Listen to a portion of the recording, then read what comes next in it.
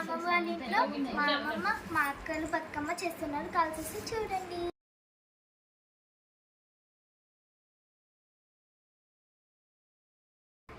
చూసారు కదా, దానికి తోడుగా నేను చిన్న బతుకమ్మ చేయబోతున్నాను.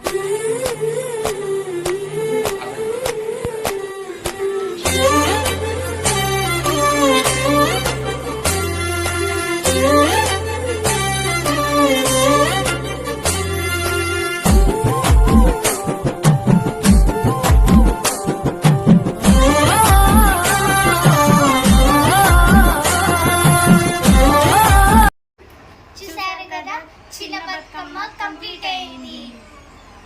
Thank you.